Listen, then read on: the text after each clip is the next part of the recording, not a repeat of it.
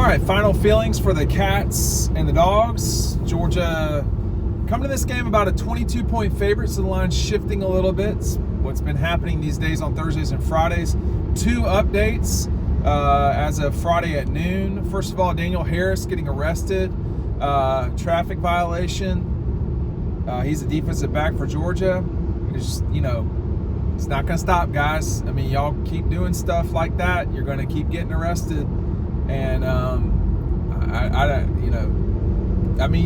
guys are earning the arrests. It's not like police are just making this up. So yet another, embarrassing situation at Georgia. Kirby will have to deal with that post game. We'll see if he plays. I don't know the answer to that. And then secondly, Kentucky updated their, both Georgia and Kentucky updated their injury lists as required by the SEC. Georgia had some slight updates, nothing y'all don't already know about. But Brock Vandergrift, the former quarterback at Georgia, the backup at Georgia, was listed as probable all of a sudden on Thursday night. So,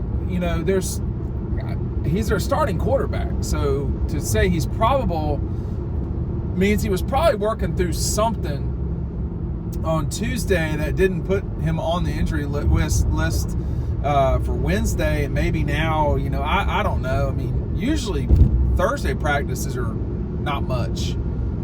It's possible he's just been dealing with something, and now he's,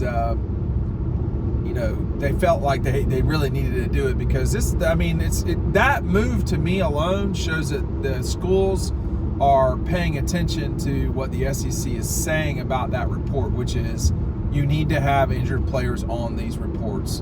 So we'll see. I don't think it makes much difference as it relates to who wins this game. It's curious to me that the betting line will go down if the starting quarterback of the team that is the underdog is listed as probable. But whatever. I mean, it's going to be a challenging game for Kentucky. Coming into this thing,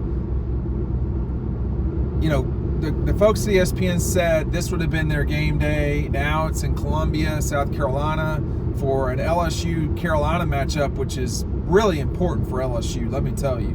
But, so you're getting prime time on ABC, but you're not getting the number one crew. You're not getting game day. I mean, Kentucky didn't do their part. And they only played about 30-something minutes against Southern Miss, and it was okay at best. It was not great. And then they just looked horrible against South Carolina. No throwing the ball at all. They ran okay. It was not that bad. But South Carolina didn't do a lot offensively. I mean, and survived an interception, 3 fumbles from their quarterback. I mean, he didn't lose all those balls, but my point is, you don't want to fumble the ball. When you fumble a ball, the play is essentially dead. So there was a lot of ineffectiveness and inefficiencies from Carolina, and they still stumped Kentucky bad. And look, I know this fan base a little bit. I don't know it as well as I know the Carolina or the Clemson people, but I've got close friends for decades that are Kentucky folks. And I'm going to tell you, if anything goes negative, they're checking out. Mentally, they will not be in this game, the crowd at Commonwealth. The dynamics of this game shifted dramatically once the season kicked. As soon as Kentucky played the way they did for these first 2 games, there's not going to be a lot of belief up at Commonwealth Stadium. I'm sorry, I can't call it Kroger Field. I mean, it's not like I got something against Kroger. It's just my whole life it's Commonwealth Stadium. It still looks like Commonwealth. I'm not going to change. No. So, when you go up there, that can be a really, really hard place to play. In particular, at night. I've gone through this a million times. I'm going to go through it again. The last, Kirby Smart, he took an L there in 1996. A night game at Kentucky. They lost 24-17. Go off memory. That was a bad performance from Georgia. 98, tough game. Came down to the last play of the game with Hal Mummy and company, Tim Couch. They botched the snap on the long kick to try to win that game for the Cats. Didn't win that game. 2000 was a shootout. Georgia won. 2002, tied at the half. Georgia wins it 52-24 or whatever it was. 2004 was a total blowout. 2006, Georgia loses. Matthew Stafford. 2008, they got to go save themselves. Kentucky's flying down the field to try to win it. And I think it was DeMarcus Dobbs had an interception. Someone can correct me if I'm wrong. 2010 was Sean Ely, 5 touchdowns. They kind of, I would say, slow motion blew Kentucky out. 2012, if Aaron Murray's not on that team, Georgia loses. So he saves them. The number, whatever. I mean, this is the Georgia team that probably should have won a national championship or at least played for one. They win against a really bad Kentucky team at night, 29-24. That was then 14 total blowout for Georgia at noon. 16 last play of the game. Georgia kicks the field goal to win it. Game-winning field goal from Rodrigo. Jacob Eason takes Georgia down the field almost, I think it was almost 90 yards, something like that. Maybe it was 80 yards, something like that. You know, and it looked like Jacob had arrived. That 16 game was really important. Now, I'm going to circle back to that. But in 18, that game was a CBS national game. The 16 game was at night, by the way. The national game on CBS 16 for the 18, the winner of that game was the SEC East. Georgia won that game pretty comfortably, but it wasn't some sort of, it wasn't a cakewalk necessarily. It was a relatively tight game. It was obvious after the second quarter, or midway through the second quarter, Georgia was a better team. 2020, Georgia plays horrid. They win 14-3. I mean, that was as bad an offensive performance as I can recall in modern Kirby. So 17 beyond. They scored on the first drive of the game. They went down and just ran it down Kentucky's throat. Then they couldn't do anything after that at all. Stetson with intercept. I mean, it just played bad. And then that was 2020. So 2022, the last time we were here, Georgia won 16-6. That game turned into a night game because it was late in the year. And I mean, that was horrible. That weather was horrible up there. That is as bad a situation as I can recall in terms of weather. So there are plenty of, really tight calls up at Kentucky, but I just can't see it this time. Like, I've watched Kentucky play. They're going to have to play noticeably better. Georgia's going to have to play noticeably worse. And those two things, it's hard to imagine those two things happening. And for everybody out there who wants to figure out how this is going to be a super competitive game, I get it, man. I do. But we got to kind of stop doing that. We got to call it like it is. And Kentucky, just right now, they're discombobulated. They have not played well. Last week was bad. And they've not been within double digits of Georgia for some time in football. So, as good as Kentucky was in 21, that game was tight in Athens, but they got beat pretty solidly. As bad as they were, as bad as both teams were at that moment in 2020, Georgia beat them by 11. In 23, total blowout. Georgia wasted them. So, I think we're a lot closer to the 23 situation. I think there's got to be an understanding that Kentucky is not the Kentucky from the 90s where you're just going to kind of roll out there and win. I mean, like pre-Hal Mummy 90 Kentucky, but that's been 25 years ago, 30 years ago. Like, that's not who Kentucky has been for a long time. Like the Joker Phillips, yeah, they have moments of those things, but they're difficult to play. But look, Carolina can be difficult to play, and sometimes it's just that they're not good. And right now, it looks like Kentucky's trying to find themselves, and they're not great. The offensive line play, bad. They're missing one of their key contributors on the offensive line, according to their injury report. They got a lot of guys out, Kentucky, for this game. I think it was 8 the last time I checked. So it's just not. It's not there. There's going to be games that Georgia plays where they can lose. I'm not sure I see that in this one. Texas, Tennessee, Alabama, Ole Miss. There's games Georgia can lose in the regular season. You would imagine they will lose a game, I think, but this game just is not set up that way. So you heard me talk this summer about how challenging it can be at Commonwealth, and it can be, but not after watching these two games. Not after seeing what I've just seen from Kentucky. Kentucky and Carolina. I mean, it's not there. So we're going to see. I think I want to go back. Hey, make sure you sign up for our newsletter. The link is right down below. You can see what I got. Our buddies at Red Zone. We're going to be active for that Auburn game. You need to go to make sure you're going to UGARedZone.com and check everything out. Very exciting to partner up with Scott and Mindy again this year. Locally owned business, good friends, all of it. Check them out today. That 16, I'll probably talk about this a few times, but there are moments in time when people, when did Kirby's program, happen or whatever? Well, there's no hobnail boot moment where it was obvious, okay? That, I think with Vince, it was probably when they either beat Tech the first time or beat Bear Bryant in the late 60s. And with Jim Donnan, is beating Auburn in 96, or, I think, with Ray Goff, I don't know, it was probably not until 91, and that was just like a quick thing anyway, right? So, or maybe beating the Gators in 89, I don't know. That was not really my heyday. But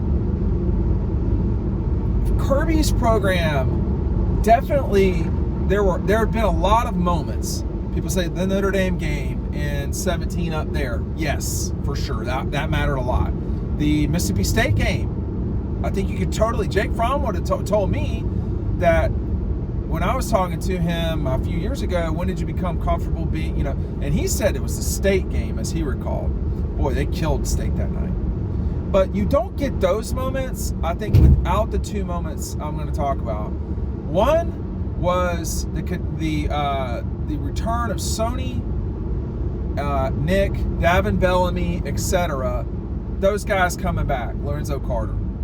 Those guys, that press conference that night in December, heading into the Liberty Bowl, heading into Christmas, heading into the Liberty Bowl, that's when Kirby solidified what he had in 17. That made that an older group, just like the 21 group that won the national championship. A little bit like this group, to be honest with you. These guys are not super young. Really aren't. I mean, look at the offensive line. You look at Carson Beck. Malachi Starks isn't young. This is the defensive line is old with Brinson and Stackhouse, and these older guys are all over the field for Georgia this season. But you don't get where really the moment where Georgia, I think, grew up was the 16 Kentucky game, and they went on to lose to Georgia Tech. Okay. In that season. A game they should not have lost. But they also won their bowl game. They beat number, I think, 8 Auburn in Athens. They were coming, and what springboarded them there was they were in the middle of the season, they had lost 4 of 5 games. They had lost the blowout to Ole Miss, the Tennessee game where, they lost on the last play of the game. Then they beat Carolina on a Hurricane Sunday. I was at that deal. That was strange. And then, then they lost to Vanderbilt the week later on the last play of the game. They should have never lost that game. And then they lost to Florida, kind of routine them. And so they had to go to the Bluegrass. And Jacob Eason was trying to grow into what they wanted him to be. The Jacob Eason that they saw like against Missouri and at times against Tennessee, not the Jacob Eason that was against Carolina or Nicholls State. So he was growing up over time. And the Kentucky game, we saw him take the team down the field to score. Before that game-winning touchdown, Kentucky had the ball first and goal from like the 9-yard line. It looked like Kentucky was about to go take the lead. It looked like Kentucky was about to take a 4-point lead. I'm going off memory here. I feel like Kirby called a timeout either first and goal or second and goal. I can't recall, or maybe right preceding that. But he called a timeout, and that, I tell you, man, I remember that timeout. I remember stoppage in play, whatever it was. I'm pretty certain he called a timeout. That was a brilliant move, actually. And Georgia collected themselves. Roquan, etc. You had Aaron Davis on that team. There were some blasts from the past on that team, okay? And that win was a huge moment for Georgia. And then the Auburn beating Auburn was the next week, if I'm not mistaken. But that moment, the way Mike Cavin was hugging Jacob Eason, the way that they were celebrating, Shane Beamer and Kirby and I think Coley. And then the next week there was a really, it's not a famous picture, but it's a picture that sticks out in my mind of those guys. Those three, again, were very excited. The image I have in my brain was of Kirby with Aaron Davis, I think. But it was also of Mike Cavin just being so happy. It looked like Jacob had really grown up. And then, of course, also what came out of that game was the legend of Rodrigo Blankenship. And him doing the post-game interview with his helmet on his skull and his specs strapped to his head. I mean, like, it was spectacular. It was spectacular. I'd never seen anything like that. I've never seen anything like that. I mean, bro's got his helmet on and he's got the rec specs on rolling. He didn't care. I mean, he was trying to get to his Star Wars deal, man. You know what I mean? Like, he was ready to go full Spider-Man later that day or night. And that, there are corridors at all fields have corridors. Almost all of them have 4. Some places have 2. Kentucky has 4, and the corridors at Kentucky all lead to, the underneath of the stadium. And in the case of the corridor that I'm talking about, it's opposite. It's on the same side of the field, but it's opposite of the Georgia fans. And the Georgia kids, staff, whatever. It was a huge moment. Now, I don't remember what Kirby said after the game. I can't remember. Kentucky is one of the best setups post-game for visiting teams, period. It's great.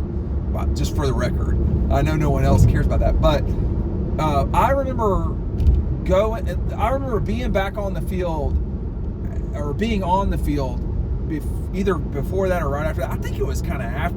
They were just partying the whole. They knew that they had to have that win. Like, there was no certainty they were going to beat Auburn, but I think it was, that meant that they were going to go to a bowl. That meant that they were, the way they won a tight game, because y'all, if you think about it, in 16, they played tight games against North Carolina, Nichols, Missouri, Tennessee, Vanderbilt, South Carolina. I mean, South Carolina was like a blowout. They won that game by like 14 or something like that, with Terry Godwin scoring a touchdown on the online kick or onside kick. The way they lost to Vanderbilt, that was a tight game. And of course they lost to Florida soon thereafter. But the Kentucky game was a tight game that they had won. I was not at Missouri, full disclosure, which is another story for another time. But that game was a huge stepping stone for them, because if they had lost that game, I don't know if they beat Auburn or not, because that'd have been 5 losses out of 6 games. There was plenty of momentum for Kirby Smart. A lot of people felt like this is the right guy. But I gotta tell you, man, if you're losing 5 out of 6 games, at that moment you're not the right guy. I mean, it would have been bad. It would have been bad. It was bad enough Georgia losing to Vanderbilt. The way they lost to Tennessee was tough. Getting blown out by Ole Miss, most people actually weren't bothered by that. But the loss to Vanderbilt, that was a tough one. That was a bad one. That was a bad day. And then, Georgia folks always do their best in Jacksonville, but they weren't ready. The programs were as not great as Florida was at the time. Georgia wasn't prepared to compete at that level. And they tried, but the offense just was like, it was overwhelming. And in that game, Jim Chaney was on the field in Jacksonville that day. So Georgia was trying to figure things out. They had an extremely gifted but young quarterback. It was the first year of a head coach. There was a lot of learning that year, but every time I go to Lexington, I've gone to this game with the exception of 2000 and 2002. I've been to every single Georgia-Kentucky since '98, I think it is. So a lot of games up here. 15, probably, is that 15? Something like that. 98, 4, 6, 8. I didn't go to 10. 12, 14, 16, 18, 20, 20. So 10 times, not 14. Should have been 14 in theory. But it's not a game people think about, and that's okay. But it is we've entered a moment in time here where Georgia's got a lot of momentum. There's a lot of discussion about Texas, which is fine. They deserve it. But how you play on the road for the first time, for the first real time, because the next few challenges are not at Sanford Stadium and they're not in Atlanta. They're on the road. And so this will be a beginning. In a way, I would like to see Kentucky get up 7-0 or something like that, because then you see what it's going to be like for Georgia when the crowd gets on them. Because there's only going to be so many games where the crowd's going to get on them. It's probably not going to be this game. So it'll be Alabama, Texas, and Ole Miss. And you're talking about 3 games where you don't have the crowd advantage out of 12? Well, they will not have the advantage, but you get my point. You know, Jacksonville, there'll be way more Georgia people there. In Florida, the way things are right now, it could be 65%, 70% Georgia folks in Jacksonville. That's probably too high, but something in the 60 range. And, you know, obviously every other game they play in Atlanta. There's just not going to be a lot of games. The only fan bases out there that can really go toe-to-toe with Georgia in terms of traveling to places are Texas, Ohio State, Michigan. I mean, LSU if they want to. And then there's not a lot of places. So Georgia's got a really great advantage. The SEC Championship being in Atlanta, the Peach Bowl being in Atlanta, which they may or may not play that game. You know, if they're in the Sugar Bowl against Michigan, it's going to be 50-50. If they're in the Sugar Bowl against, I don't know, Cincinnati or, you know, Oklahoma State, no, it's going to be a pile of Georgia people, and that's just what it is. But this game right here offers Georgia the ability to be on the road in a situation that they will confront 3 more times this season. 3 more times this season. Commonwealth can be a straight-up snake pit at night. I'm just not sure it's going to be this night. Thanks for watching.